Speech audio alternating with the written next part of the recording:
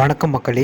இந்த வீடியோவில் நம்ம எதை பற்றி பார்க்க போகிறோம் அப்படின்னா, இபிஎஃப்ஓ என்று சொல்லப்படுகின்ற எம்ப்ளாயர் ப்ரொவிடென்ட் ஃபண்ட் ஆர்கனைசேஷன், அதாவது தமிழில் தொழிலாளர் வைப்பு நிதி நிறுவனம் இன்றைக்கு ஒரு முக்கியமான செய்தியை வெளியிட்டிருக்கு. அது என்ன அப்படின்னு பார்க்குறதுக்கு முன்னாடி நம்மளுடைய டிட்டோ டிஜிட்டல் சேனலை நீங்கள் இன்னும் சப்ஸ்கிரைப் பண்ணலை அப்படின்னா உடனே சப்ஸ்கிரைப் பண்ணி சப்போர்ட் பண்ணுங்கள்.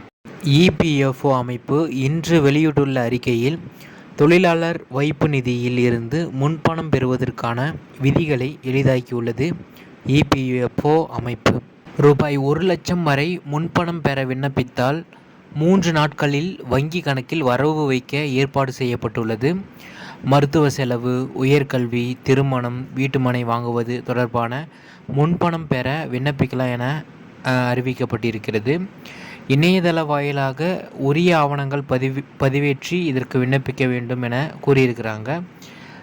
மேலும் இது தானியங்கி முறையில் இந்த சிஸ்டம் இயங்குவதால் இனிமேல் 3 நாட்களுக்குள்ளே உங்களுக்கு பிஎஃப் அட்வான்ஸ் கிடைக்கும் அப்படின்றது சொல்லியிருக்கிறாங்க.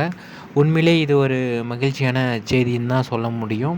ஏன் அப்படின்னா நிறைய பேர் அப்ளை பண்ணிவிட்டு 1 வீக்கு 1.5 வீக்கு அப்படின்ற மாதிரி லேட் ஆகிட்டு இருக்குது. ஸோ 3 நாளுன்றப்போ இது எல்லாருக்கும் மிகவும் பயனுள்ளதாக இருக்கும் அப்படின்றது நம்புகிறேன்.